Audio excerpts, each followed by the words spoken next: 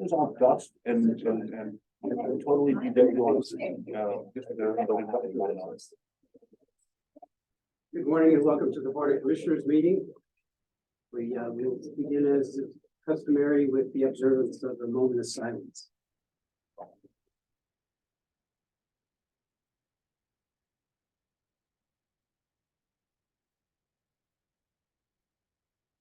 Thank you. Please rise for the flag. Pledge allegiance to the flag of the United States of America, to the republic for which it stands, one nation under God, indivisible, with liberty and justice. Okay, thank you. This is the part of the meeting where we ask for public comment and for anyone that would like to rise to speak. Ryan, just introduce yourself and where you're from, and then we go from there. Should I come to the microphone? Whatever you're more comfortable with. Morning, I'm Ryan Price. I am a lifelong resident of Lebanon County and currently live in the Mount Gretna area. I am here speaking on behalf of the Friends of Governor Dan, and I come to you with a request for a workshop meeting featuring Dr. Joan Maloof, Professor Emeritus at Salzburg University and founder of the national organization, the Old Growth Forest Network, to speak to the stewardship situation of a beloved Governor Dick Park. We've been trying to schedule this workshop meeting for some time, and we finally received word that it would be preferable if Dr. Maloof's presentation could just be delivered to the Parks Board of Directors. I am here to ask you in person if we will be able to continue this conversation directly with the county commissioners or the trustees of this county-owned park. The two things our Friends of Governor Dick group are asking of the commissioners are simple and straightforward: to commission an independent review of the park's forest stewardship plan and to make reforms to the Parks Board of Directors. Natural Lands Trust would be an ideal organization to have review the stewardship plan. They have preserved over 100,000 acres in southeast PA and work with landowners to develop and implement forest stewardship plans. In the introduction to the book, Land for Life, a handbook on caring for natural lands, put out by the Natural Lands Trust in bold lettering, is managing natural lands in our region is truly a relationship that benefits from mental flexibility, a light approach, and more humor and humility than hubris. This statement speaks to the heart of the problem with the Parks Board of Directors.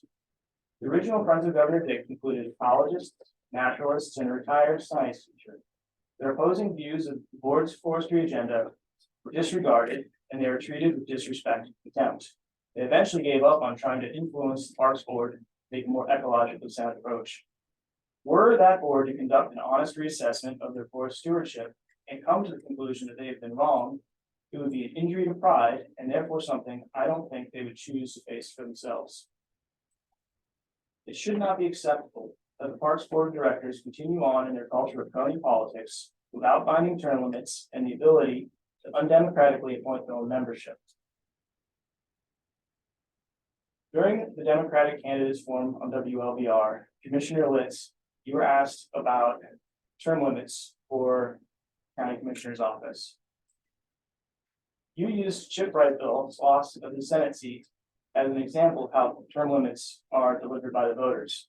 To extend that example to the current conversation, Chip Wright-Bill now effectively has a lifetime appointment to the Parks Board of Directors. And if the voters of Lebanon County want to challenge his leadership, the only vote we have that impacts the situation is our vote for the office of County Commissioner. Now is the time to have these conversations and make these decisions. The next 40-acre stewardship activity above Mount Gretna Heights is set to be approved for funding by the USDA in October, and I doubt the Parks Board will wait long to get started. Inaction on your part is a decision to continue with the status quo, and a decision to allow this county treasure to be treated as a commercial tree farm while degrading the environment and threatening its future. Responsibility for what happens with our park ultimately lies with you, the trustees, our county commissioners. I hope you will reconsider our request and allow for the scheduling of a Wednesday workshop meeting with Dr. Joan Maloof. Thank you for your time. Do you have how to spell that name? It's MELOOF. OOF. And what first name, John? Joan, Joan. It's the Old Growth Forest Network. It's a national organization. How does that apply if we don't have old growth? It's about founding new old growth. Almost the entire East Coast was denuded of trees. And the idea is to put land in under conservancy that it would be preserved. And then it would qualify to be future old growth, to sort of set forests aside that it will not be timbered. Under the conservancy? Conservation easement to, we're actually working with the couple that purchased the 53-acre Gibble tract in between 117 and Old Mine Road. Their property was put under conservation easement before they purchased it. And we're going through the process to see if we can add it to the Old Growth Forest Network. I don't know that we have that authority because technically Psycho, I believe, still owns the land. We are the court appointed. Clarence Shot left it in trust. Yes, The county currently is the trustee yes. appointed by the court. Psycho's not involved. They were co-trustees. at one time. Co-trustee. That's- But I guess the point is, we don't have that own the land. No, May just, we do have a follow-up workshop from the first workshop that we had together, and that is scheduled. And so that's where we are, you know, in spite of some of the comments or the insinuations that they're not wanting, I'd rather wait till after you hear what they have to say, Okay. and we go from there.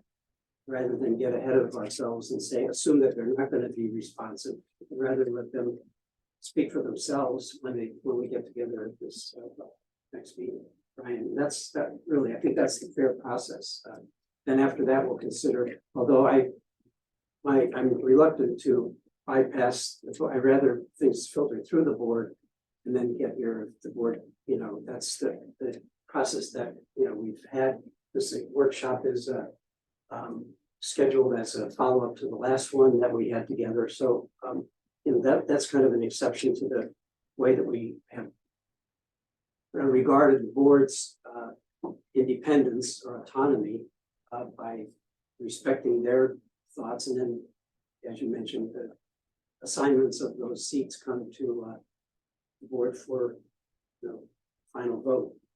But lifetime appointments and so on, those kind of comments that, you know, that I think those are all, you know, we can discuss them, but I'd rather, for all the other things you mentioned, I'd rather get through a response from the last meeting that we had and then see what's left and go from there. Okay, thanks. So you do have a meeting scheduled? Oh, you don't? No, there's a meeting in August. I just did it in the last day or two, put the Governor Dick board on to return. So he didn't know about it. Bill, he walked in here today. Okay, because it was kind of misleading and I'm like, well, you were going to have a meeting. It just happened in just a day or two ago. so. August. Okay, thank you. Now I'm clear. But the original question was Dr. Maloof. Yeah, we could schedule that. That was something, and Bob, I think you just answered that, but that was a request earlier. I had put that out to the three of you, and the answer back was, please, you know, route them through the board rather than direct presentation here. So, but Bob, you said, you know, you said screen it out to the meeting in August and so on. Okay, thank you. Yeah, thank you. Any other public comment? Want to move to the approval of the minutes of our July 16th. Approve those. We moved and seconded that we approve the July 16th meeting minutes as presented. Any additions, deletions, or corrections to those minutes? Not all in favor, please indicate by saying aye. Aye, opposed, same sign. So moved. Treasurer Newland. Good morning. Morning. Okay, we had receipts on July 18th and 19th of $2,156,478.85. That brought us to a total cash of $4,286,999. $666,200. Expenditures of $4,157,311.04. We have tax claim at $133,233.88. Leaves us a balance of $375,655.08. Make a motion to approve the treasurer's report, subject to audit. Second. Moved and seconded that we approve the treasurer's report. Presented any questions or comments? Hearing none, all in favor, please indicate by saying aye. Aye. Or same sign, so moved. Thank you. I do have a resolution to be approved. It's changing the sign signatures from area of aging for their checking account and for their common fee account. Of course, it's been on Adrian. Motion approved. Second. It's been moved and seconded that we approve that, changing that account. Any questions? Adrian is the area, the director of the area. Right. All in favor of the motion, please indicate by saying aye. Aye. Or same sign, so moved. Thank you. Thank you.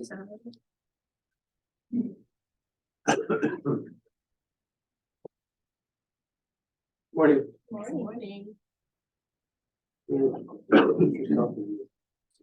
Leanne Shea, Deputy Director of Human Resources. Under resignations and terminations, I have Annette Piles, Fiscal Assistant with Area Agency on Aging, resignation effective July 31st.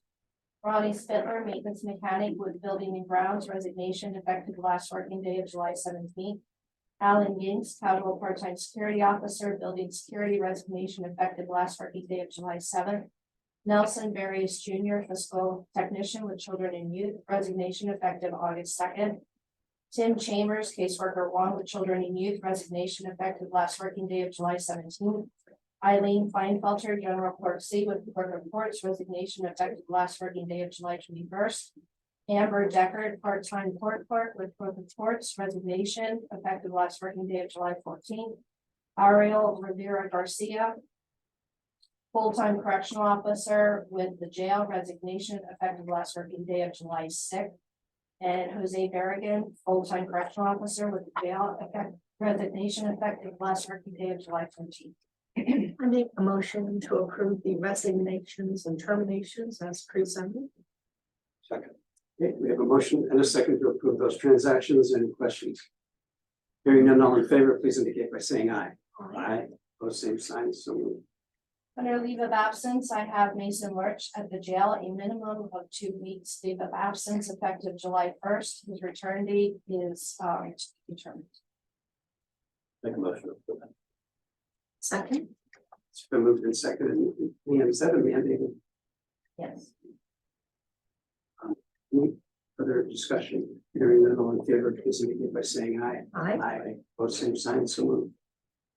Under changes of status, transfers, or promotions, I have Morgan Ernst, promotion from caseworker 1 to caseworker 2 in Children and Youth at the rate of $1,332.49 biweekly effective July 23rd. And Jennifer Everly, a change of status from casual part-time telecommunicator to full-time telecommunicator within the Department of Emergency Services at the rate of $20.49 an hour effective July 23rd. I make a motion to approve the changes and statuses of transfers and promotions as presented. Been moved and seconded that we approve those transfers and motions. Any questions? All in favor, please indicate by saying aye. Aye. Both same signs, so moved.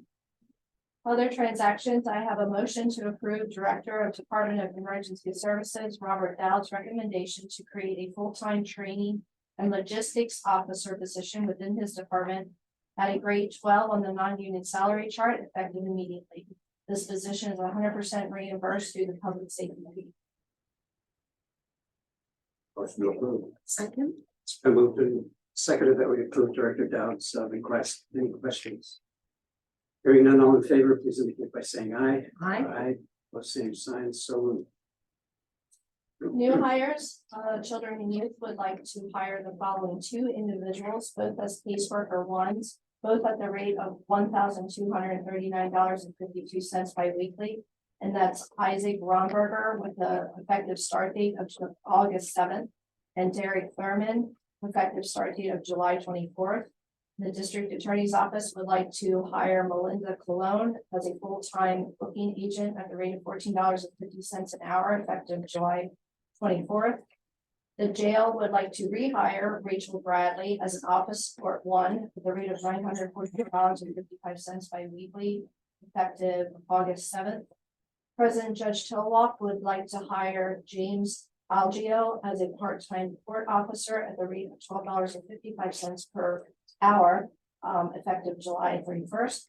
President Judge Tillwalk would like to hire Janelle Bonilla as a probation aide at the rate of $1,169.52 bi-weekly, effective July 24th. And Consolidated Clerk of Courts would like to hire Evera Gonzalez Dominich as a part-time court clerk at the rate of $12.96 an hour, effective July 24th. Public Defender's Office would like to hire Leslie Ortiz as a Secretary D at the rate of $970.76 bi-weekly, effective July 24th. And the Sheriff's Office would like to hire Darius Hubbard as a full-time deputy sheriff at the rate of $1,186.03 bi-weekly, effective July 24th. I make a motion to approve the other transactions as presented.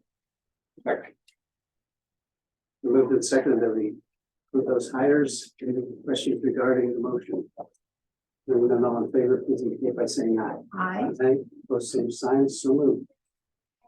Moving on the salary board, if there's no questions regarding the transactions presented, is there a motion to adopt these transactions on the salary board? Second. It's been moved and seconded that we approve the salary board transactions. Any questions? Not all in favor, please indicate by saying aye. Aye. Opposed, same sign, so moved. Thank you. Gretna, thank you.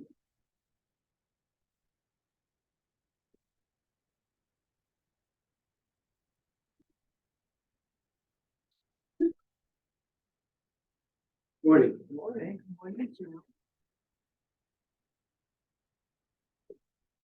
No, if you'd like to introduce yourself and your position, and then you can proceed with your presentation. I am Janelle Gector. I'm the facility director at the Renova Center.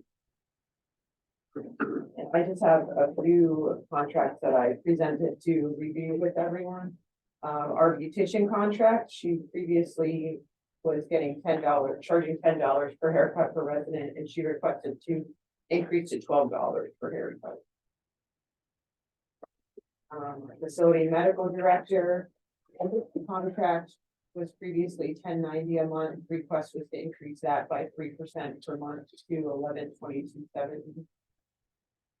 Aztec is our accounting agency, and they also requested a 3% increase when the contract was attached. And then the other one was the utilization review that we do twice a year for our residents. They're outside, we have an outside position and outside QIDP, and that's to remain at $80 per utilization review for each of them. And we'll take that one first, for that as a group. Any questions, or let's get a motion first.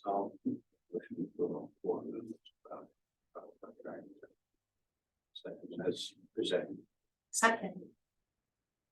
Okay, we have a motion, a second to revise and just to redo some of the or submit for the 23-24 year.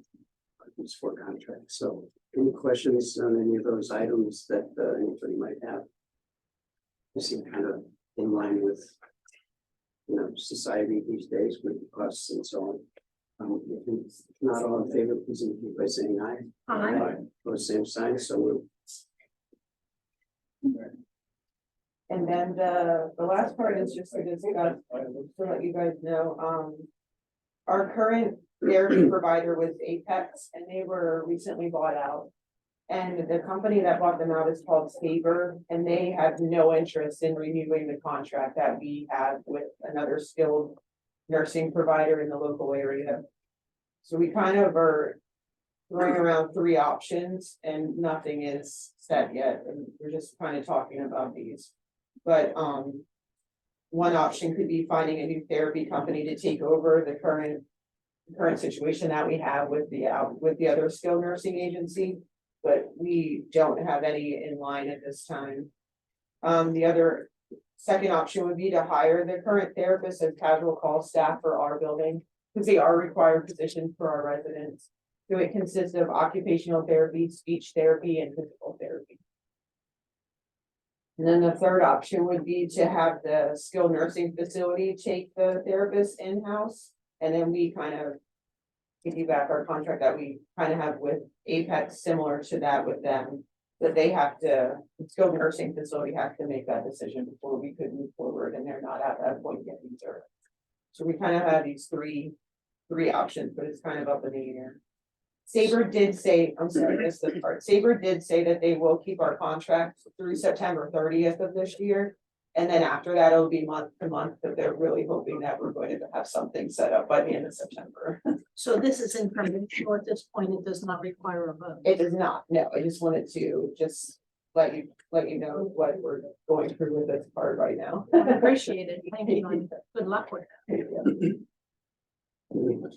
You refer to the other skilled nursing facility, is whom? Cornwall man. Okay. And I mean, that there, when you say the other, I guess I'm not following that. Other to what or to whom?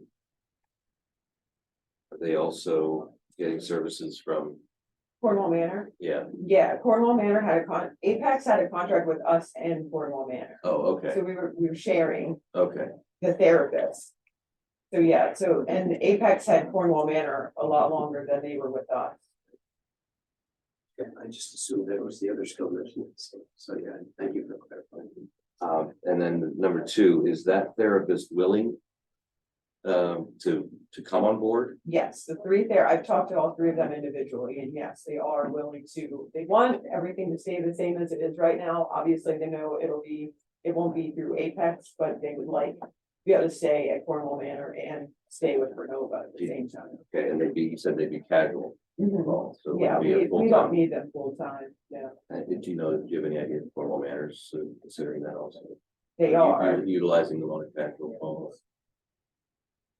They are. Yeah, Okay. these are kind of the three That options one there. seems like it's maybe developing into the most likely option. That's what we're hoping for, yes, but I have to wait for Cornwall Manor yet. to make a decision. Thank you. Thank you. For anything else, thank you. Good day. You too, thank you. It's done crowd, I think.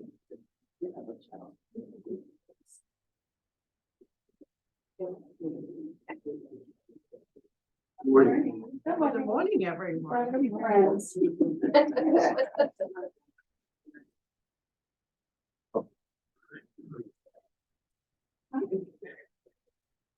Audrey Gretna, Director of Probation Services, and I've brought some of my staff with me. And we are here because of the governor's proclamation. If you don't mind standing while we read the proclamation. You want to introduce them? Sure. I have Rachel from our Collections and Disbursement, Brenda, who's an Assistant Supervisor in Collections and Disbursement, Jenna, who is a Field Officer on the adult side, and Noe, who is a JPO2 on the juvenile end. So I tried to represent each of our units. Welcome. Thank you. Okay, whereas, excuse me, whereas all Pennsylvanians deserve opportunities to live healthy, safe, and purposeful lives, and community supervision is an essential part of Pennsylvania's justice system. And whereas corrections professionals such as pretrial, probation, and parole officers uphold the law with dignity while recognizing the right of the public to be safe and guarded from criminal activity. Their proven practices and effective supervision provide an opportunity for successful reintegration.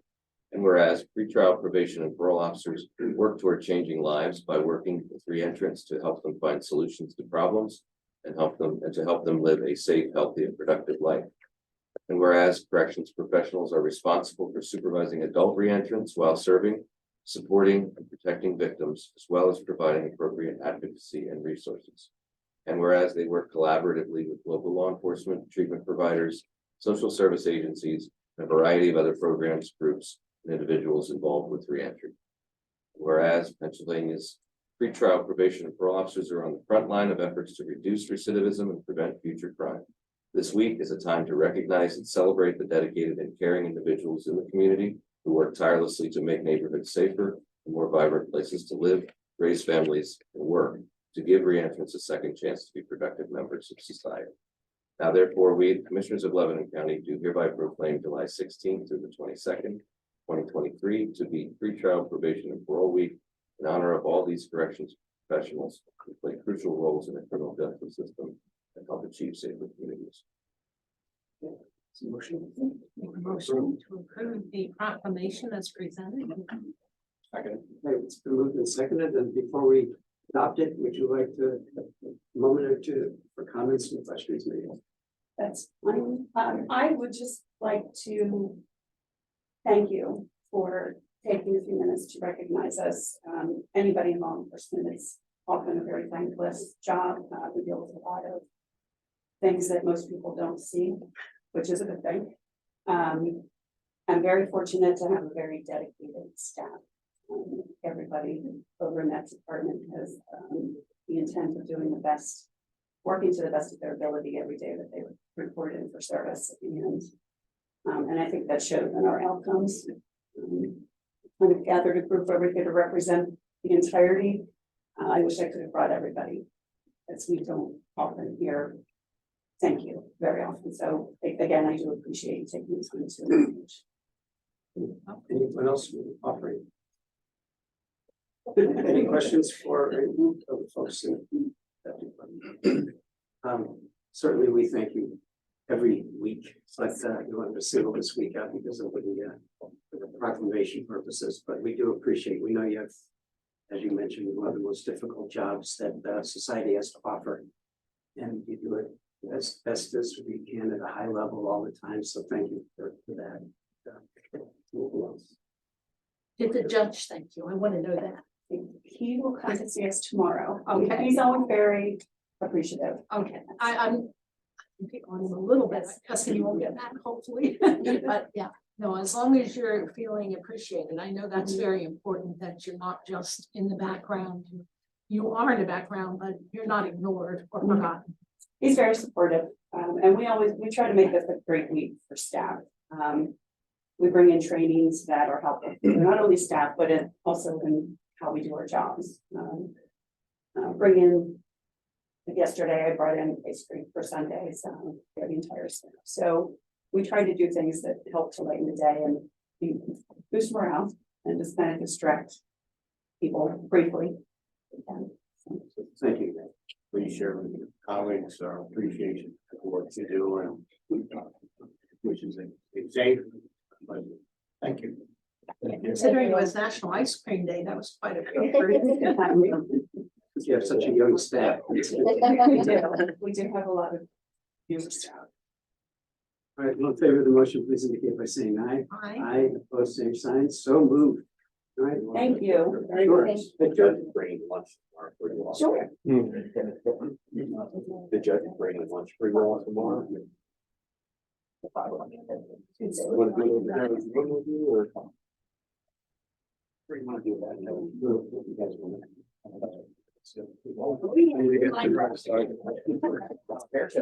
Where we do like this. Right there.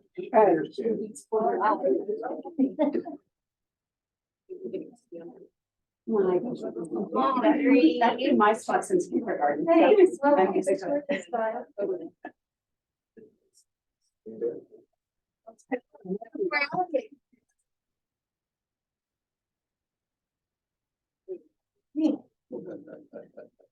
Thank you. Let's come over here. One for one, one for all.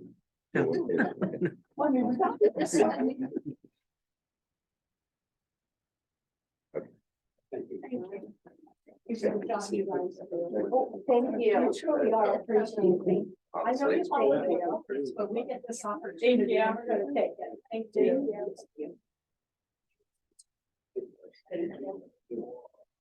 Is that seat comfortable or not? Yeah, okay. I just feel a little short.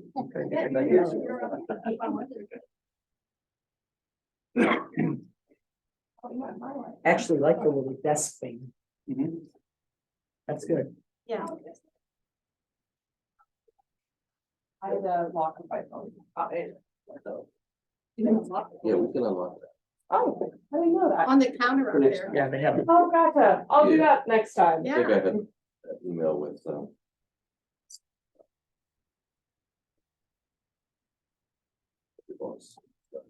completely blanking. Davis. Davis, thank you, I got it. Yes. Yeah, we can do that anytime here. Okay, gotcha. Right, All right. Daniel, we're up to my turn. Looks like we're on the- Dan, would you like to introduce yourself and then we'll read the proclamation and then Absolutely. My name is Daniel Schuman. I'm a resident of Jonestown here in Lebanon County. Here on behalf of an organization of the name of METAvivor that provides support, research, and funding for stage 4 metastatic breast cancer. I had dropped off a copy of the proclamation earlier for your review, and I really appreciate the opportunity to be here this morning. I appreciate the fact that you're taking a look at our proclamation, and really it was an honor to be here today when you recognize these law enforcement folks that really fly under the radar most of the time, but are responsible for keeping so many of us safe and for helping out turn around lives that may be headed in the wrong direction. I'm also here as part of the Light Up NBC national campaign.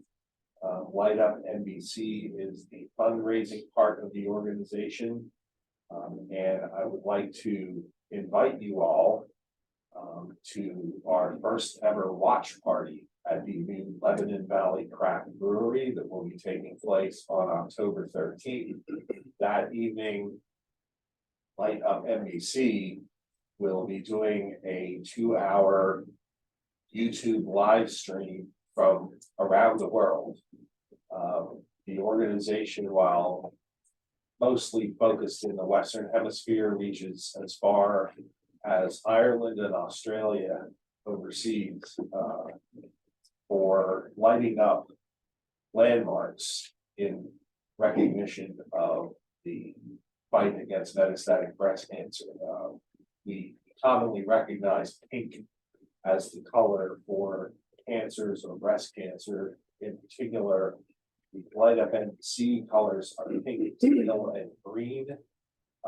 Pink for cancer, green for renewal, and teal for hope. And it's our goal to light up 115 landmarks around the world every year to represent the 115 folks who die every day from metastatic breast cancer. Last year, we had nearly 300 landmarks lit up. In our area, we had the Penn State Hershey Medical Center, the Market Street and Walnut Street bridges in Harrisburg, the Capitol Dome, and the Bryce Jordan Center. So if you folks can think of any Lebanon County landmarks that might want to light up or Light Up NBC, please let me know, and I'd be happy to talk to them, because the more recognition we get, the better. how about Governor Dick around the top of the tower that could be seen from a lot of places? I don't know if that's allowed, but I guess the park board, Okay. They have lighting that have, they have a lifter. yes.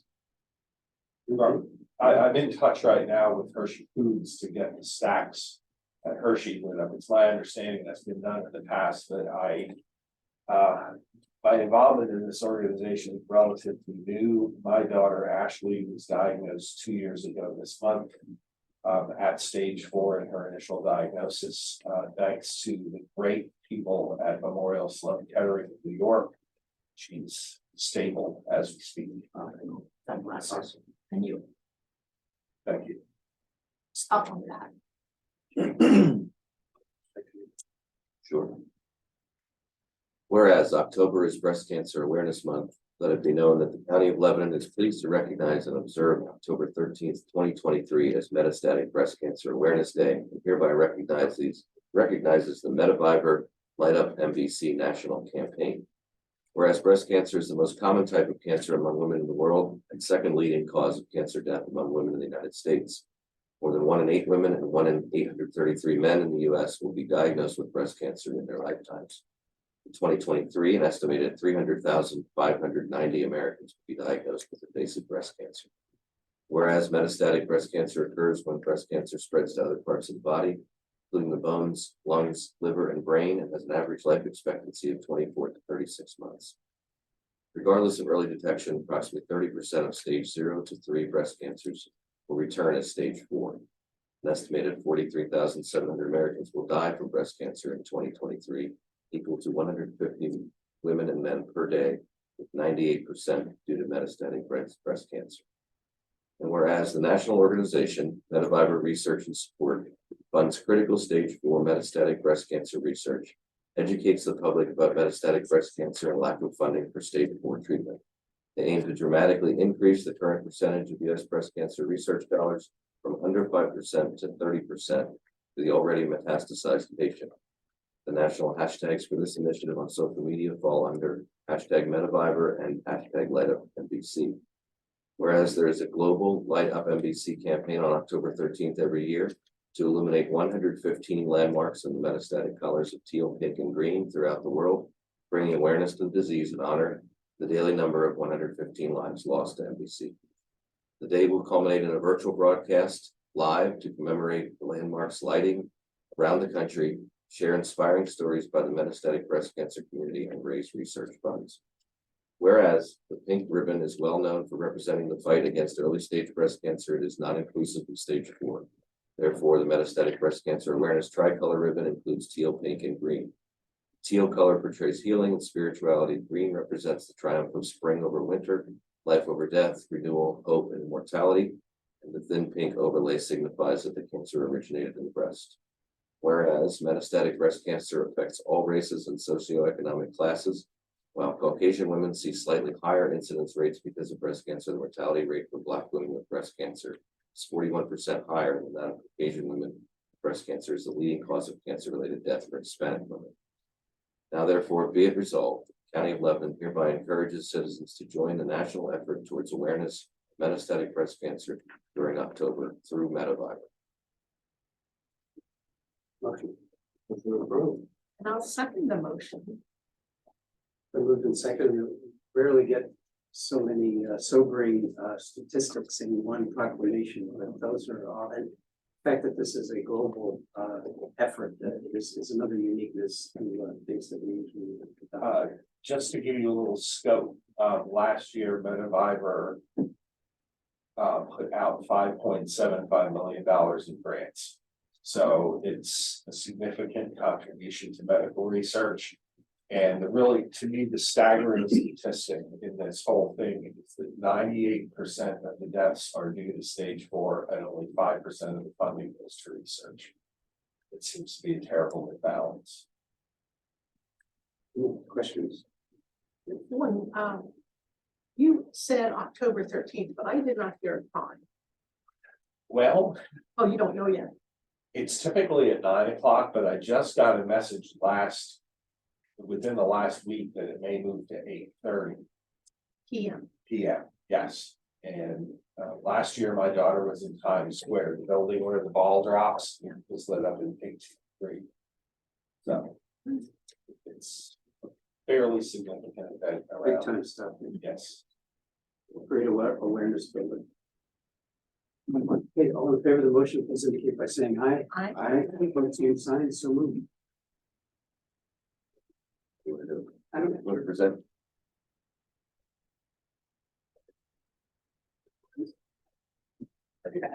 Yeah, exercise. Yeah, get accepted. There you go. Sure.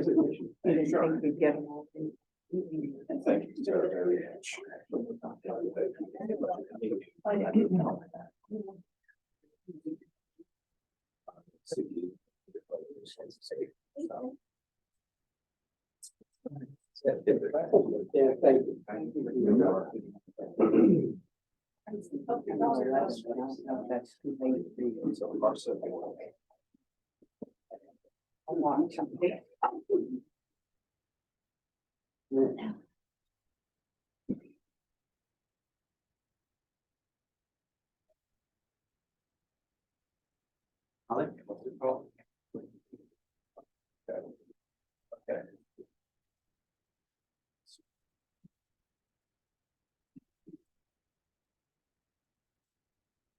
Rachel. Morning. Good morning. Hi, if you'd like to introduce yourself, your name and position. Good morning, I'm Holly Leahy, Administrator for Lebanon County Mental Health, Intellectual Disabilities, Early Intervention Programs. This morning, I'm here to present several different items. And I will begin with the crisis consultation grant.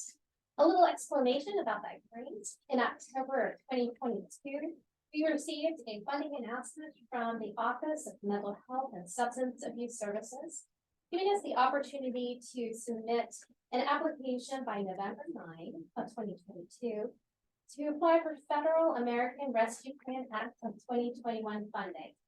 This funding opportunity was specifically for county crisis system planning. Upon approval from our county commissioners, we created and submitted a grant proposal requesting $175,000, which was the maximum for county crisis system planning, again on November 9.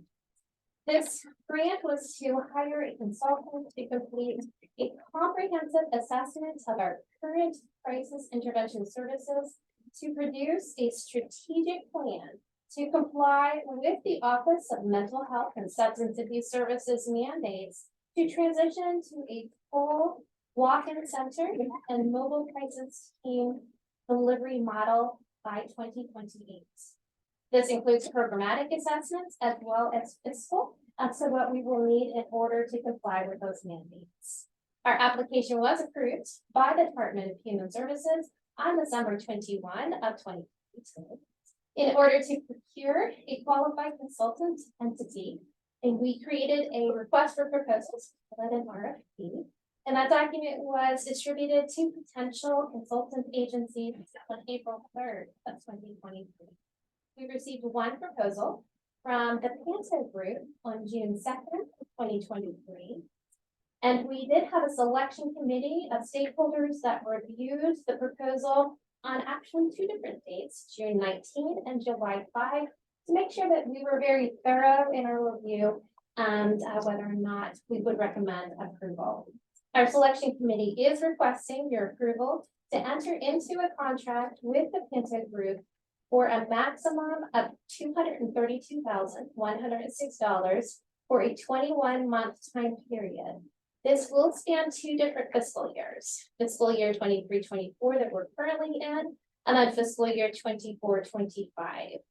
The total amount is the $175,000 in the American Rescue Plan Act funds.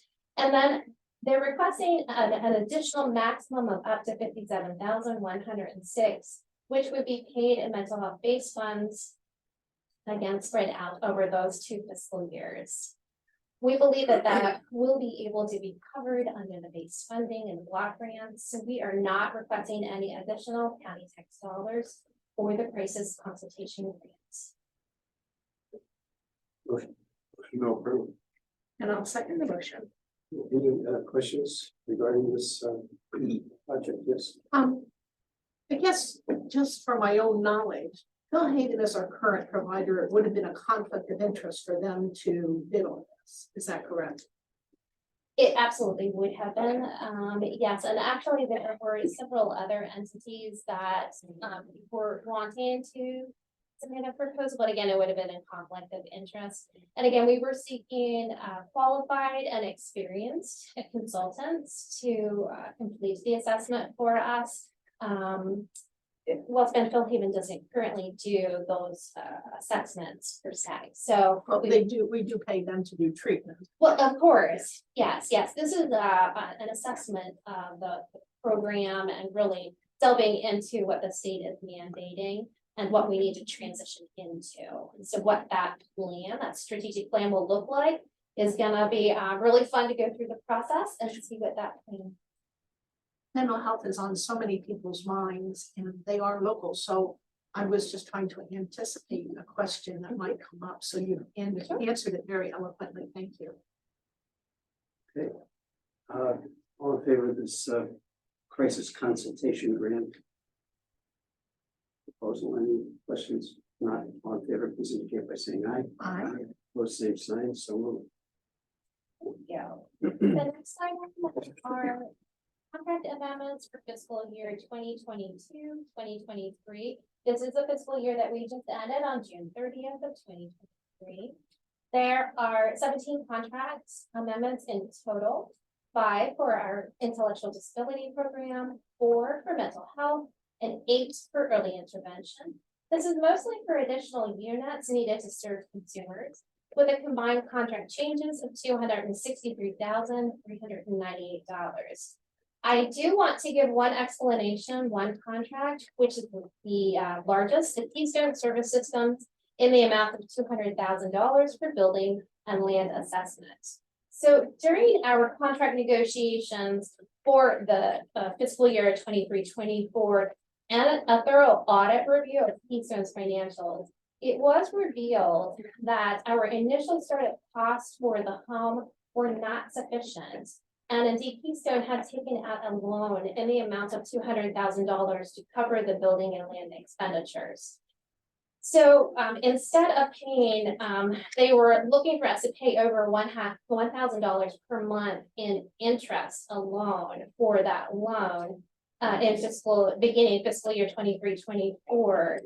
Out of fiscal year 22-23 block grant funds, we really crunched those numbers, and we believe through the combined department block grant funds, there are just enough funds to cover that $200,000 and to really make good on the monies that we owe Keystone Service Systems. So we would not be recapturing any additional county tax dollars in order to pay that debt to Keystone Service Systems. Make a motion to approve the 22-23 contract amendments on this reason. Second, any questions? Hearing none, all in favor, please indicate by saying aye. Aye. Opposed, same sign, so moved. And then finally, one more contract amendments for our current fiscal year 2023-2024. There are just 2 in the amount of $12,000, 324. I'm sorry. I do want to note that the second is Dr. Beth Townsend, our contracted psychiatrist. She has submitted her resignation and will not contract with us. Her initial effective date for that was July 13 of 2023, but she has extended that date to August 31 and offering 1 day per week to give additional time for patients to be transferred to the community outpatient clinics. And I will say that the highest need and the population are really the Medicare folks that we're having difficulties finding providers that have enrolled and credentialed with Medicare. So that is most definitely the highest need in our county. So again, we are not taking any additional county tax dollars. These would be covered under our current allocation for fiscal year 23-24. Second. It's been moved and seconded that we approve those amendments. Any questions? Not all in favor, please indicate by saying aye. Aye. Opposed, same sign, so moved. Thank you, Holly. Thank you very much.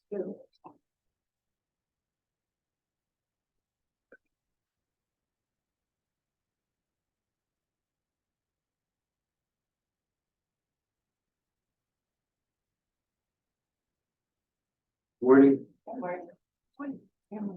If you'd like to introduce yourself and where you are or what you're representing, and then you can go from there.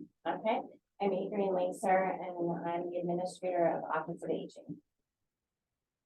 So today, Lebanon County Office of Aging is presenting a proposal for an assessment of financial management services coming from SAMS Incorporated. We have been down fiscal officer, and this last week we also ended up having another resignation of a fiscal assistant. Excuse me, we are in need of catching up with our budgeting and invoice and external invoices that we're processing. And are in need of this agency to come in to assist us. The proposal amount is $2,000 for the assessment, And from there, after that, they'd be able to end up doing an immediate contract between the Office of Aging and SAMS Incorporated to start managing our fiscal department. And this is used by many other counties. It is, Allegheny County, Somerset County, Center County, Schuylkill County. My mentor, that is the administrator that is overseeing me at this point, is from Center County. And they have been using SAMS Incorporated for the last 5 years. SAMS actually does all their fiscal management and they no longer have a fiscal department. They said it's worked out very well, especially with turnover, that they at least have a consistent financial management office to go to. Is your long range plan to have some staff or not? I would still want to end up having staff. It's a lot easier to manage in our office versus having to go through another agency all the time to make decisions. Well, I will make a motion to approve SAMS to handle our fiscal services assessment, at least on the first time till we hire more staff. Just to clarify, this is an assessment to evaluate the need for the services. Right. Then there would be a separate contract for the services. One, thanks. I combined the two is what I did. Just to follow up, do I recall that this would be a 6-month? Yeah, they like to be in within a 6-month period, in and out. They, not unless we end up looking at keeping them long-term and doing what Center County does, which I'm not looking to do that. Just to give you an idea, the cost that Center County gave me, even with Sam's doing all of their financial management, is $10,000 a month. That's like 3 people's salaries within our office. A month. But it's, it's gonna be done properly and get caught up and so on. Yeah, and that's not gonna be our cost, because they're not gonna be managing everything for us. Center's a larger county. Yeah. But the pricing, I don't know, but they're a larger county. Yeah, so it's definitely not gonna be that cost. For clarification then on my motion, it is to hire SAMS to do a fiscal assessment. Yes, I'll leave the rest off for now, but I needed that vision in my head, so I knew where we were going. yes, it's for the assessment. Okay. Anything, more questions? So I just want to be clear, so this would just be temporary until you hire staff and bring them up to speed. Yes, that's what we're hoping. Okay. We've had multiple turnover within our fiscal department, and we need to get caught up. So given what Jamie said, that Center County is bigger, and perhaps that would impact the price versus a smaller Lebanon County, it wouldn't, you wouldn't entertain the idea of potentially using them long-term or permanently as opposed to having local staff? Not at this point. Right now, we're just looking at getting caught up and having someone come in and go over our books independently to help us move forward. And we still have one fiscal assistant and hoping to fill in with the fiscal officer and the other fiscal assistant that we're missing at this point. And if the market doesn't, change and we still have trouble hiring, then you have the option of continuing. Yes, so I think it's a great step.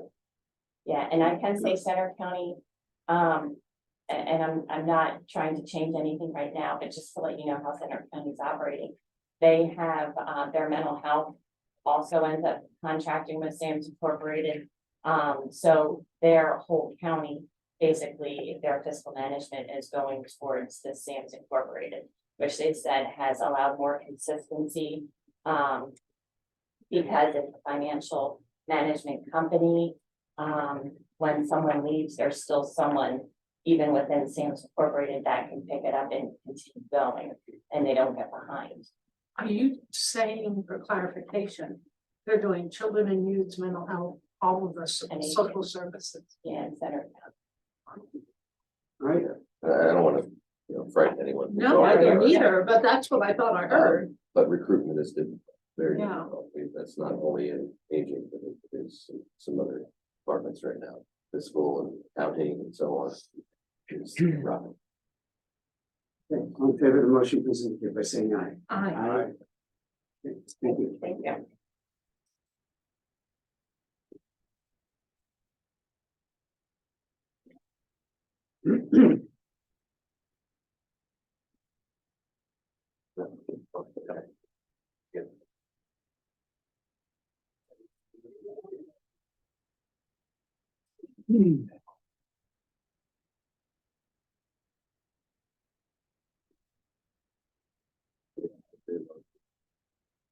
Ah.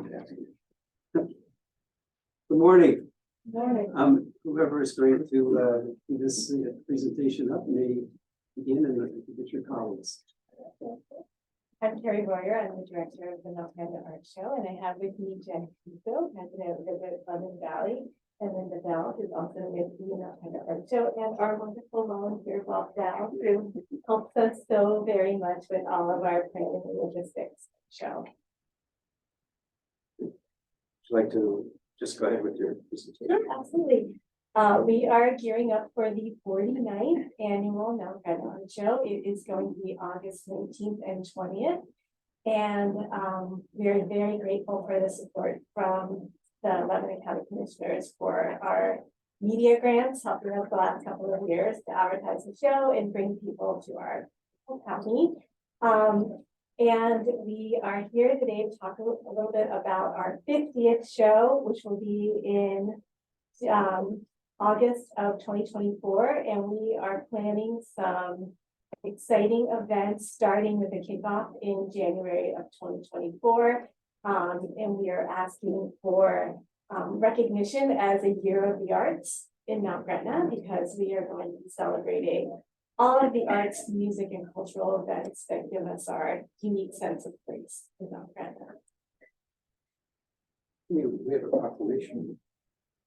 Whereas held on the historic Pennsylvania Chautauqua grounds in Lebanon County, the Mount Gretna Outdoor Art Show ranks in the top 200 shows nationwide by Sunshine Artists, featuring 200 exhibitors, gourmet food, music, and entertainment on the third weekend of August each year.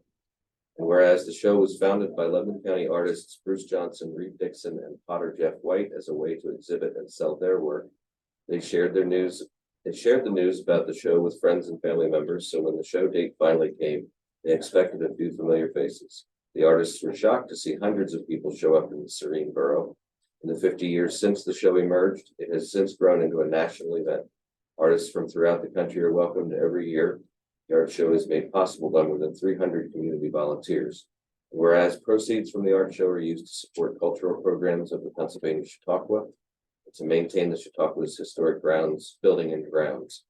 The show also contributes substantially to the Mount Gretna Volunteer Fire Company and funds a variety of community projects throughout Mount Gretna. And now, therefore, we, Lebanon County Commissioners, proclaim 2024 as the Year of the Arts in Mount Gretna in recognition of their upcoming 50th Mount Gretna Art Show. We encourage and invite all residents to join in celebration of this most distinguished occasion. All right, very nicely done. I would be honored to make a motion to approve the proclamation. Second. Okay, it's been moved and seconded, and just not to distract anyone from, I'll talk about the fair later, but we do have a Bruce Johnson print back here as part of the proclamation, and that's of course celebrating the fair as well. But Bruce Johnson was nationally renowned artist. And then also I have a gift from potter Jeff White. This is only 35 years old, so it's all of these are pieces of art. Sure. I don't have anything from Reed Dixon, but you're not getting that either. Any questions or comments? Yes. Yes, I know Bruce Johnson and Jeff White. I have no idea on Reed Dixon. Can you fill me in? Well, Reed Dixon was a Mount Gretna resident, and he was one of the artists. He's a graphic artist, and he was one of the ones who helped to found the show. He's since moved to Florida, but he still has family in the area, and he still supports the show. And one exciting thing I can tell you is that we created a banner for our 50th show. And since he was one of the founding artists, he was still a practicing artist. We used the background of his art for that 50th banner, and we also used the tree from the very first poster that Reed designed. So it's his first tree and some more contemporary art, and we're going to unveil those in January. Well, thank you. I now feel like I know all three. Well, would you like a photo?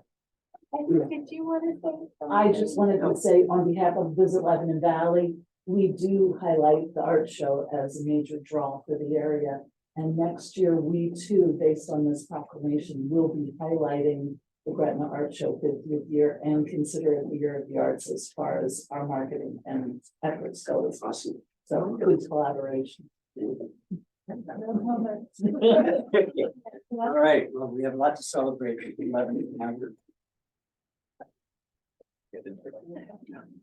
Mr. Wonderful, if you want to be in it. Mr. Wonderful.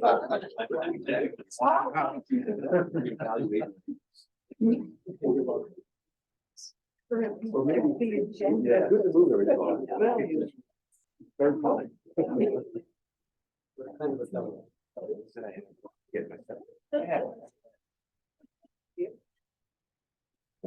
get the luggage. Get your mug in there. Thank you. You look very relaxed. Some in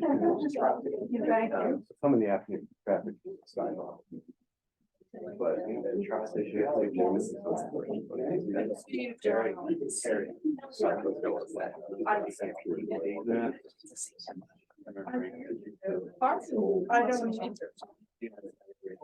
That answer.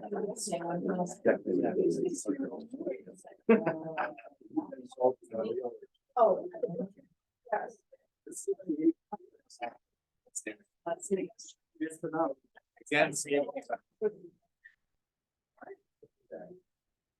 Thank you. All right, this one for you then. All right.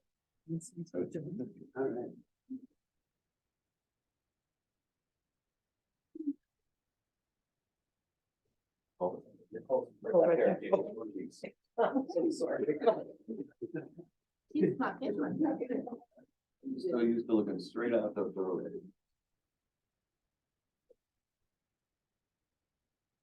Morning, Nicole. Good morning. You'd Nicole like- Wiseman from the DA's office.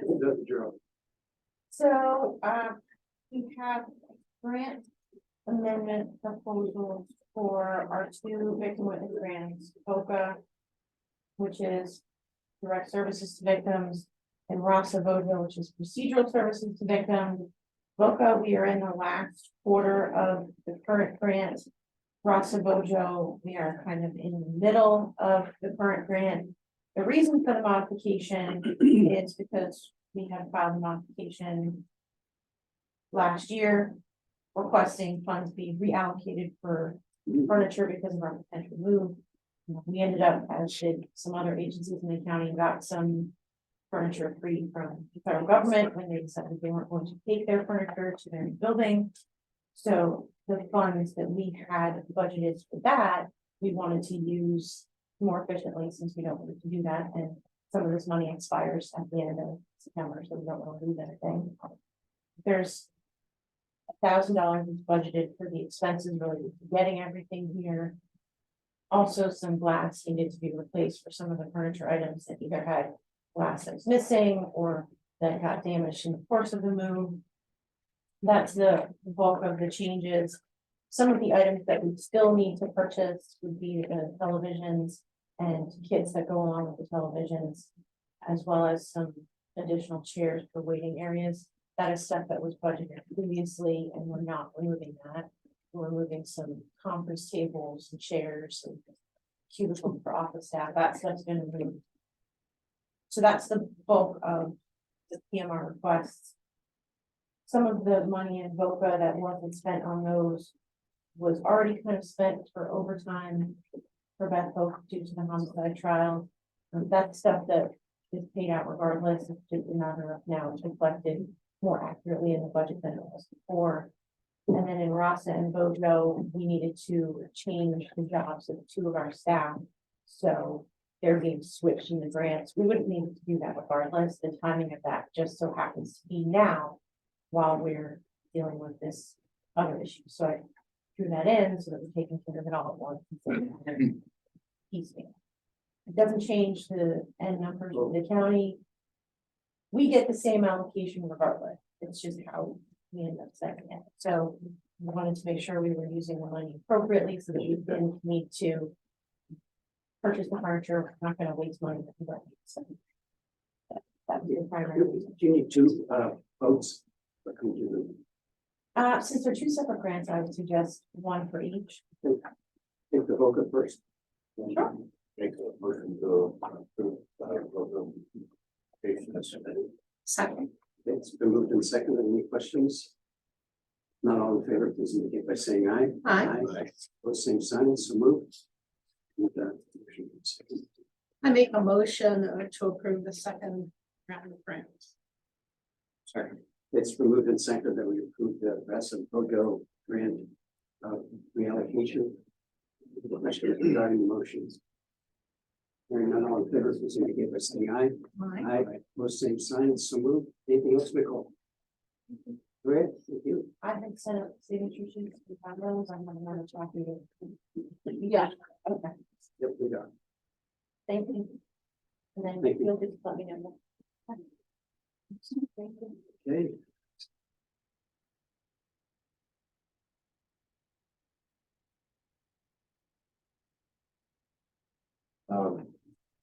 Okay. When I go to the items here, when I go to the stuff I have first. I would rather get all those things out of the way. Very good. And Bob has. He's wrapped into what I'm gonna do, so come on up. Let's take care of those first. Typically present agreements, contracts, things to you, but Bob's got most of the information on these, so I'll let him go into it, but basically, he's embarking on the project for radio towers, upgrades, construction of towers and so on. So they've been doing some research and legwork on different properties and leases, things like that, so I'll let you talk about the number of them. What he's got today is the first two of several to still come in terms of leases, purchases, costs of building and so on, of new towers for the system as it gets built out over the next couple of years. The radio system replacement that we started then beginning of 2022. Part of that system replacement included building 9 towers throughout the county with the intent of, number one, reducing our recurring costs associated with leasing space. The goal of trying to make the system more sustainable. This standpoint, and that will not be added, but a parallel is that we're trying to fix coverage gaps. Ideally, coverage. This is how you fix it. So, the last couple of years have been working with property owners, trying to get through the process of negotiating leases and land sale agreements, and we're getting to the point where some of those are happening to fruition. So today I have the first two. First is a lease with the Boy Scout camp. This is a no-cost lease for us. The Boy Scout camp is giving us the necessary 100-foot space up higher on their property, far away from the actual thing itself. It's a 20-year lease. That's going to commissioners execute this agreement. The motion to approve. I'll second the motion. Have a motion and a second. Any questions regarding the motion? Is that Camp Mac? Is that what that? Bayshore. Bayshore.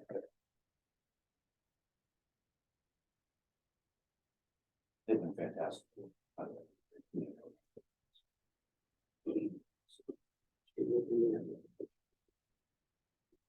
I would just say, I guess, as these come to you, some of them are gonna be very straightforward, simple. This one, I believe, is one of those. This is not in any, it's not, in the camp proper where scouts participate or anything. He said it's kind of further back. And that'll be the case for some. Others will be in some areas that are gonna maybe seek zoning approval, work with the local governments and so on. So it'll be a mixture. I guess some are slam dunk, some are lots of legwork. Yeah, I mean, you're building a tower, trying to do it in the least intrusive way possible. You don't want to sacrifice public safety, so there's a balance, and we're trying to strike that balance, and it's a little bit different depending on the area, location, and how prominent the tower is. And I think the two priorities here, one, it's an upgrade to the system, coming into compliance, and we're, bringing it up to standards. But secondly is improving coverage, which is what we try to do every time we upgrade or update the radio system. And I don't know if my numbers are on here, but the first 90% of coverage is probably obvious and easy. From there, it gets exponentially more difficult to add 95% coverage, 96, 97. It just, sometimes, for example, the small tower in Anvil, right by the high school's maintenance building, that was not part of our original build out now, it's 15 years ago or whatever it was, but we found there was just a hole there. So, the cost of putting up that tower wasn't low, but it filled that gap that the first responders in the Anvil area were experiencing, and it's their lives, it's property, it's other people's lives. So when we get into maybe some of the difficulty of these towers, that's the ultimate goal, is to just keep on adding coverage to add safety and the ability to respond. Chip away at that last 5% or so. Yeah. The system design, as we read with the manufacturer in 2022, is 95% outdoor coverage countywide, with sliver of exclusion area in Cold Spring Township where it's just all the terrain. The terrain would be very expensive to cover that. And there's really no residents in state or federal lands. So the rest of the county, 95% outdoor coverage. Indoor coverage is always going to be dependent on construction. School, for example, very robust construction is part of the coverage side. We're working with schools, other buildings that to have students in place that help fix that as well. So that's all I have. All in favor of the motion, please indicate by saying aye. Aye. Opposed, same sign, so moved. The second that I have for you is an agreement of sale. This is for a lot in Shaperstown. It's approximately 4 acres. It's north of town center, about 419. Sale price is under 39,000. We've done a study that meets all of our needs from a coverage standpoint. It also keeps the tower out of the center of town, which is part of that goal, because the least intrusive as possible. This is a sales agreement for 90 days of due diligence so that we can examine zoning and so on, but correct. And down $1,000 down. $1,000 down on 90 day. And it also has a appraisal. You can see how we're appraised that place. And these are ARPA. Yes. And all of the tower construction is ARPA. Great. Motion approved. Second. It's been moved and seconded. Any further discussion needed? Hearing none, all in favor, please indicate by saying aye. Aye. Opposed, same sign, so moved. Very well. Okay. I've got Excuse me. I was on the agenda, so I think strategically or not, I should be, logistically, I should be presenting, because I was on the agenda. Thank you. I do appreciate it. We were just a little bit of notes. We were going to try to take care of some housekeeping issues and then do on for 4 items that you wanted to look it out. But she would prefer to do it this way. Well, what I have here is, I took the time to write it out so it would go efficiently, and not be so cumbersome because it is a lot. And that way you have a point of reference. Last week, not last week, but the last meeting, Jamie and Dawn were both out and we brought up Monument Park and you guys were very generous with your time to discuss that. And one of the things the neighbors were experiencing was lights out in the park, and it wasn't a good thing because it was activity after dark and they couldn't quite see what was going on, but they knew it wasn't good. And so Jamie was doing some research and along with our janitor, not janitor, he's our maintenance supervisor, what am I saying? And Steve, and they discovered that the reason, well, nobody was getting back to them, but Jamie pursued and was successful in getting through to METAv, because what we discovered was that METAv actually owns those lights, not the county of Lebanon. And so therefore, they should have been upkeeping them, but they're sodium vapor and they'd like everything changed to LED. And it gets a little bit complicated because, you know, I'd like to see uniform lights, more of them, Victorian style, so it's with the period of the park when it was created, etc. And the bottom line is, if we install our own lights, they want to switch it that we have to pay for the electricity. I didn't know the viability. Am I getting it backwards? We pay the electricity. They just own the lights. They own the lights just as, they're treated just like street lights. Okay. So when they were originally they were installed, owned, maintained by METAv. We pay an electric bill for the park. Well, then it's not quite as, if we're already paying it, it might not be quite as important, but I didn't know if, because of the trees, maybe on the perimeter, but if solar lights would solve having to pay the bill, but we could use the ARPA funds and we could get this situation corrected. We want everybody to be safe.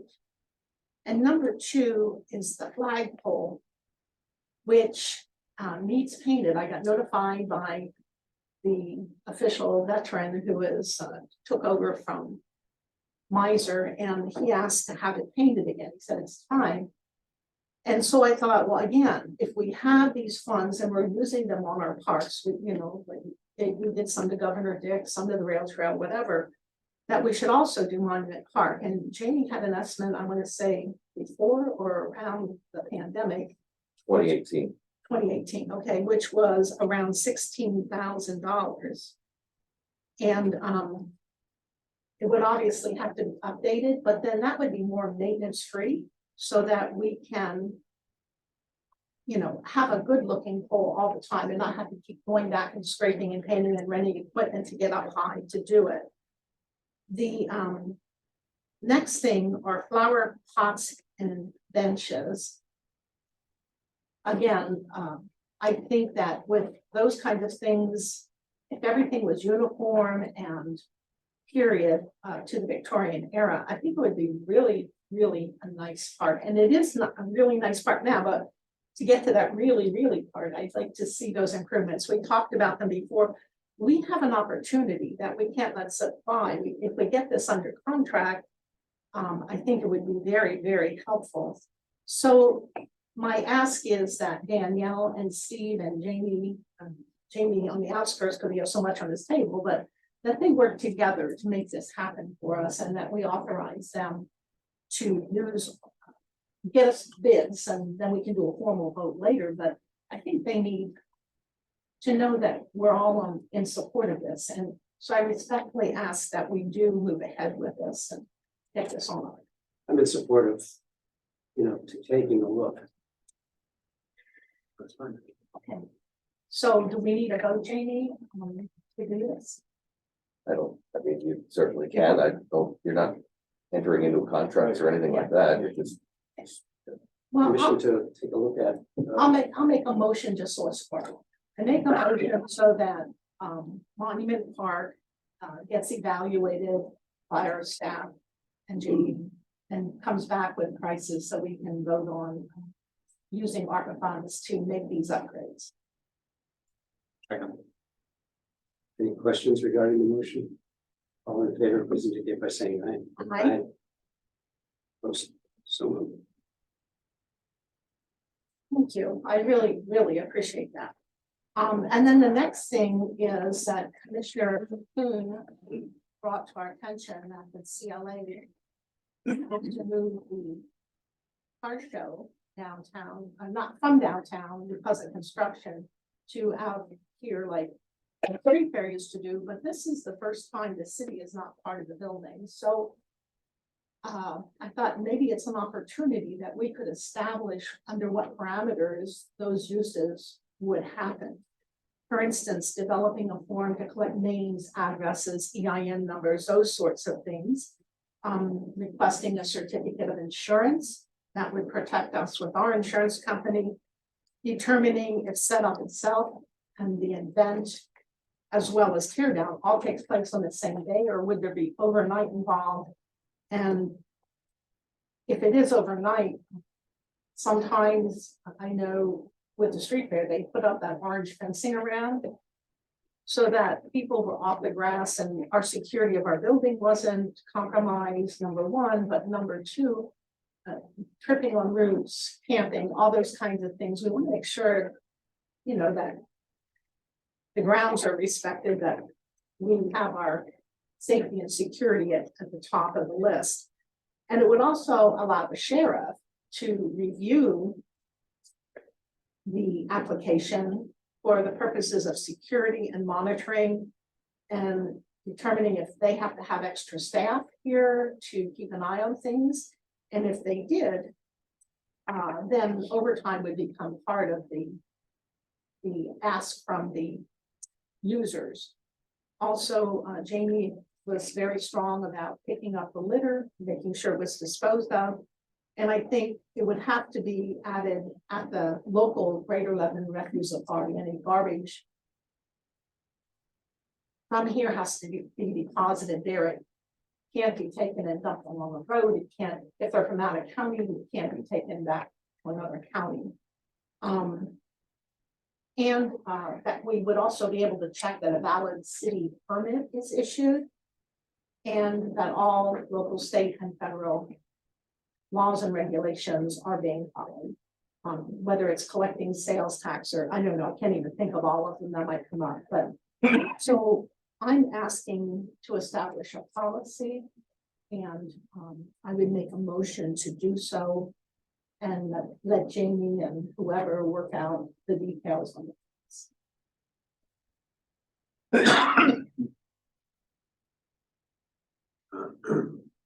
For our second, this comment, I'm not opposed to the idea of establishing policy and the request comes forward. But this specific request, I don't think we can hold the CLA up.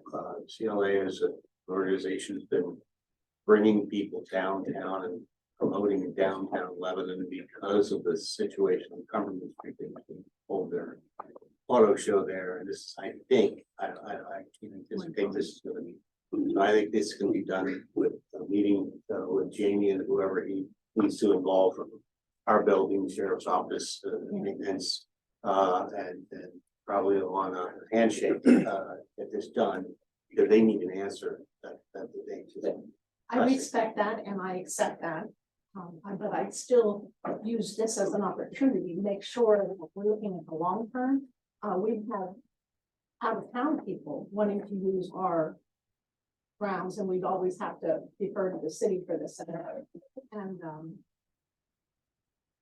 I just think it's important that we do establish a policy much like monument. So if you'd be willing to make your to allow motion Jamie to work for things out. future events. Yes, for future events. Requests. And Jamie can work it out. Establish. You draft the policy. That's fine. Request. It says on the courthouse ground, so do you mean the street here or the parking lot? Let's see, our parking lots, all three parking lots, the grass, things like that. They specifically asked, you know, they want to use a street for The their street is the events, but city. they asked to use the parking lot. They asked to use the parking The lot. parking lots. Instead of the street? No, No, no, no. all They're of gonna them. use a street for their event. but People park on the parking allow lots. people to park. But So if you they would cut do that for across, they're parking, gonna, basically. you know, if they cut across or they wanna camp out overnight, you know. And like I say, this might not apply to the car show because it's a short period. But there are others who have used it going way back, you know, over the many years that we could get into some real situations if we don't establish policy in my home. No, go ahead. I guess I would need in this process a lot of clarification on when this is to be in place, when it's not. For example, it is the courthouse, so we have a number of people who just want to have a press conference on the steps of the courthouse. They don't have an EIN number, they aren't going to have insurance. Are they denied? Because I think that's potentially a real problem if you say, well, it's the courthouse steps, but you can't use it because you don't have a proof of insurance. So, you know, I just had someone email and call to have some sort of a veterans suicide awareness event out front. Probably want to set up tables and so on. I have no idea if they have all of these things. So I guess where is that line where someone simply wants to use the courthouse steps because it's a public building and it's a public place and they use it for, you know, notoriety or whatever, to something is considered an event? Well, I hear what you're saying, and I think that I agree with you that perhaps up to 1 hour or 2 hours, for instance, the day of prayer happens out front. I don't want to stop that. Those are come and go. But when they're bringing in toilets and all kinds of things like that, I mean, then we'd have a policy. Are they setting those toilets on our lawns, or must they be set on the street, or can they be set on the sidewalk? I think we need those kinds of thoughtful things when it becomes more than just, you know, a few minutes to an hour. And I think we have those things in place already, because Jamie and the folks that secure the building, be it the sheriff or be it the staff that takes care of the grounds, they all walk around with the folks that are, because of the uniqueness of these events. And the fact that if you're going to use the street fair as an example with the fencing and everything, that is no more. And that is, you know, so rare that I would hate to have something as cumbersome as this and so maybe restrictive. And I don't think we need it, is my opinion. I'll go with the majority, but I just feel like this is an overreach as far as what's worked in the past is common sense and case by case basis. I'd rather it be continued on a case by case basis to let Jamie and folks involved make those decisions, whether it's acceptable or under what restrictions and guidelines would be needed to have an event of whatever scale here. But I think it's going to be very difficult to compose something that's going to fit. Just a point of clarification, again, I agree with all the comments you just made, and my second of support of this is that say I would consider, and if someone was to draft, but I don't think I would endorse the concept that we would approve it. I'll look at just it. Announcing the I don't think it's needed at this point, but you know, let's make a point. If someone did request a large event, if we have something, I think we'll take a look at it. Well, and respectfully in rebuttal, then are we going to throw out what we have at Monument Park established? Because it's kind of the same thing, but on a grander scale, because this is much more area, much more, I can't say much more liability, but again, it just makes sense to me. If we have it from one property, we should have it for our courthouse as well. And also because we have security here with the courthouse that's heightened because of we come in here to work. I would offer that I do think there's a difference there. My personal opinion is that that's a park. Public park intended for public use for a whole variety of reasons for people, you know, relax or whatever they do there. This is a place of government business. And again, I guess my thoughts keep going back to if somebody just simply wants to be here because it's the courthouse, and you said after that, well, if it's less than an hour, well, I mean, you can, you know, you can have a rally, a protest of many things that can happen within an hour, draw 300 people and it's over with, which would create a whole lot of need for detention services, you know, and all that versus somebody just wants to come and use the steps to announce their candidacy. Well, I mean, Again, I don't know that, at the discretion of commissioners or at the discretion of your judgment, if that's written up that way. Well, we have a motion in a second to do it, and with the amendment that we will allow for the car show because of the urgency, and it's a one-time request because of the issue of the downtown roads and sidewalks. So is there any outside questions or comments regarding this motion as it stands? Not, all in favor of the motion, please indicate by saying aye. Aye. Opposed? Aye. 2 to 1, it passes. And we'll take a look. See where it goes. Thank you, gentlemen. Okay, then, the next one kind of resolved itself, but it was publicly posted. Question from Chris Coyle concerning an ATM here at the courthouse. And again, Jamie, had the exact history on this, which is that 2 banks did have an ATM here, one on the first floor and one in the basement, just to try different locations. And both ended up pulling them out for lack of use. So I just wanted to inform you that that was a question in case you got the same question. Thank you. And the final thing is that under that post, people, I mean, I posted about the new water fountain, and under that post, people took advantage and say, well, what about this at the courthouse? And since I'm in charge of building and grounds, I felt compelled to bring this to your attention. And that is that the bathrooms inside are pretty much handicap accessible because we have larger stalls and lower sinks. And Jamie even had the latches lowered so that people in wheelchairs can reach the opening. But the heaviest door is getting in, and the handle's very high. And evaluating the request, I thought we really should have automatic openers on 1 or 2 floors to accommodate opening and closing that door for people in wheelchairs or lower, low body strength, whatever. So I respectfully request, I'll make a motion to look into this and come back with some estimates and recommendations. I understand. Second. It's moved in second. I'm not sure, for somebody to look at that issue and to talk about it, requires a motion, but this is part of the theater here today. If you want, it's been moved in second. All in favor, please indicate by saying aye. Aye. Thank you so much. Jamie, what's next? I have application for county aid liquid fuels for West Cornwall Township.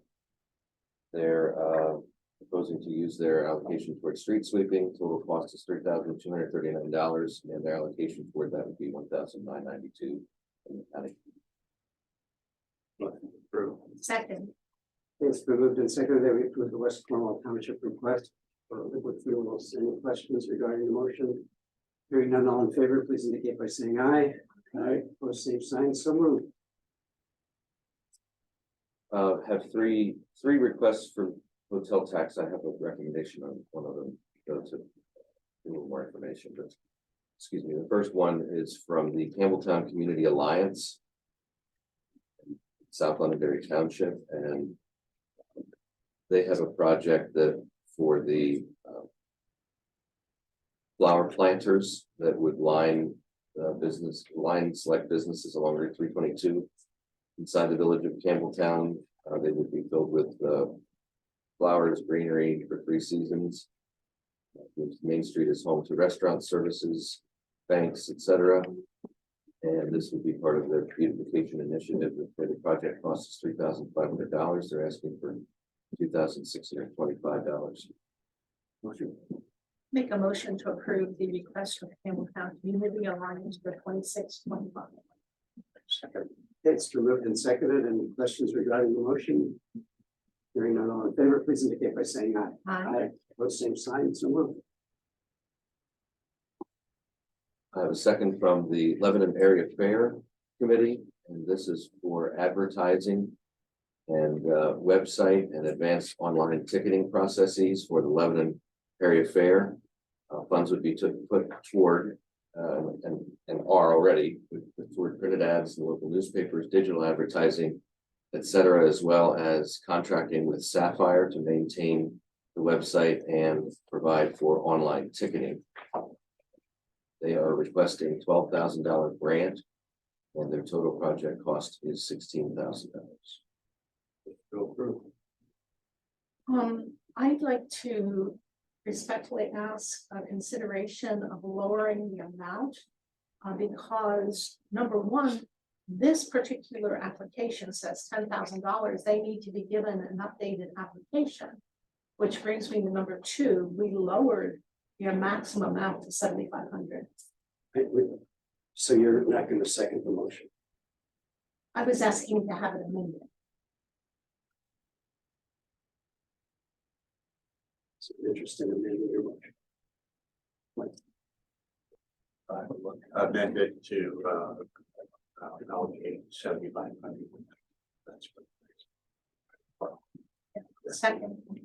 Well, we have a motion and a second, but we do make exceptions, and I think if any exception is warranted, it's for the 8 days fair out there where they fill more beds than any other event in the county for the year.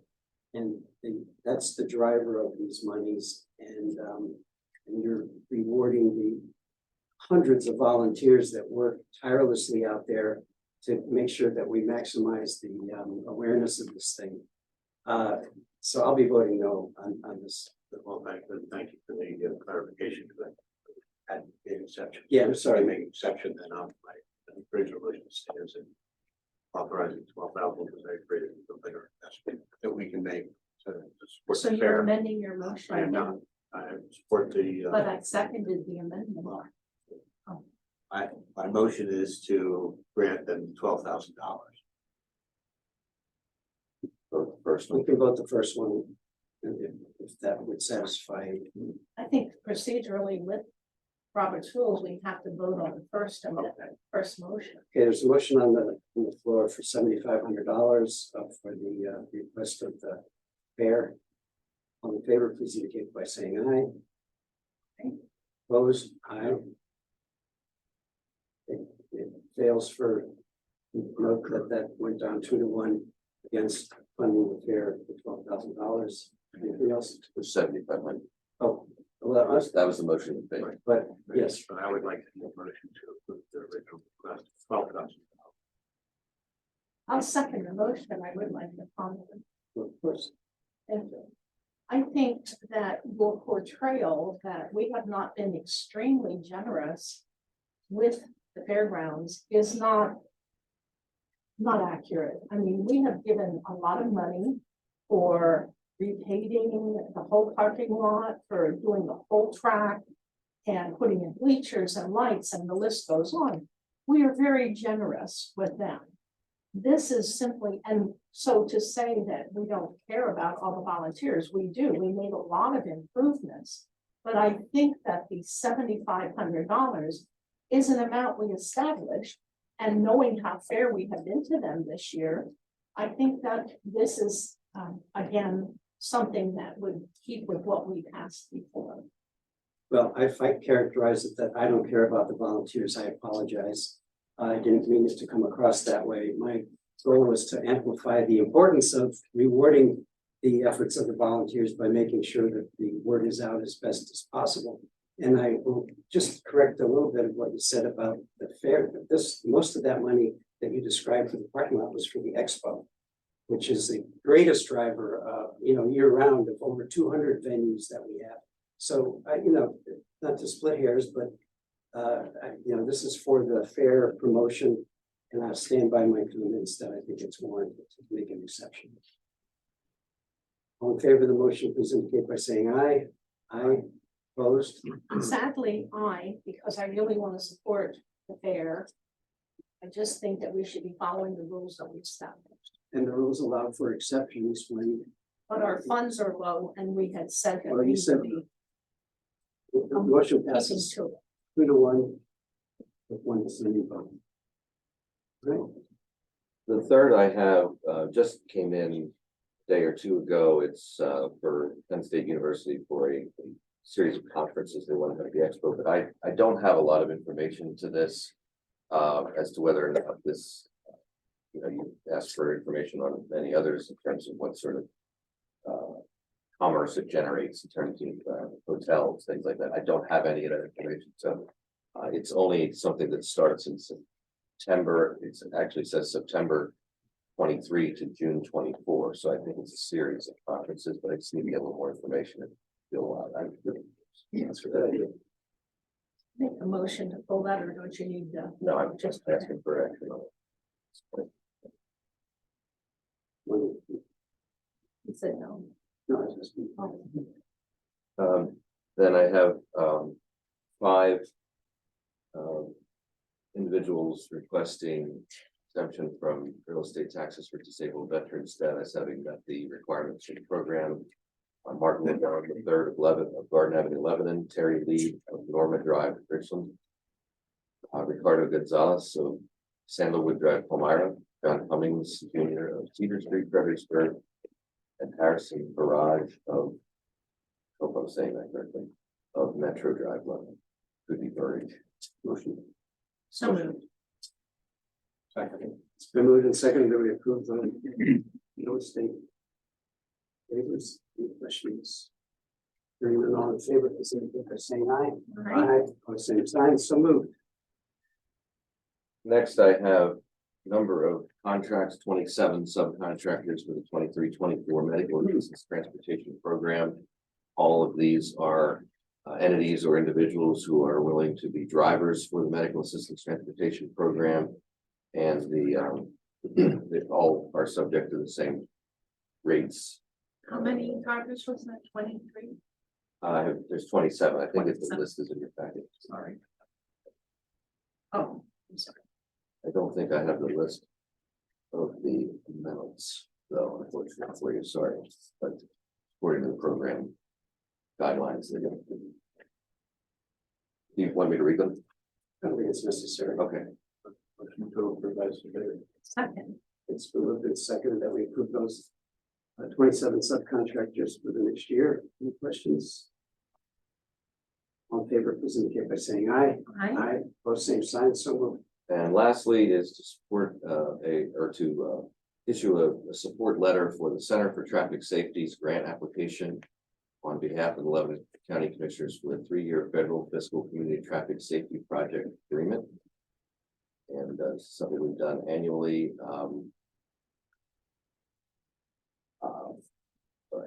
Barb Zortman, who runs that program, which is based in York County, is going to come in and give you an update. It's been a while since we've seen her. I don't think Mr. Coon has probably ever met her, and for her to talk about the programs that they conduct with these grants when they are able to get them. So I'll have her in. I don't remember if it's later in August or September, but I do have her scheduled for a workshop to talk about. So in the meantime, I'll for this letter of support. Make a motion to ratify the letter of support for the traffic safety, Center for Traffic Safety. It's moved and seconded. Any questions regarding the motion? Hearing none, all in favor, please indicate by saying aye. Aye. Both same signs, so moved. You know, some assessment appeals this afternoon. Yes.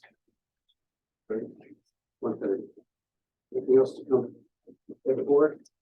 If not, we thank you for your attendance and your input. Stand up. Stand adjourned.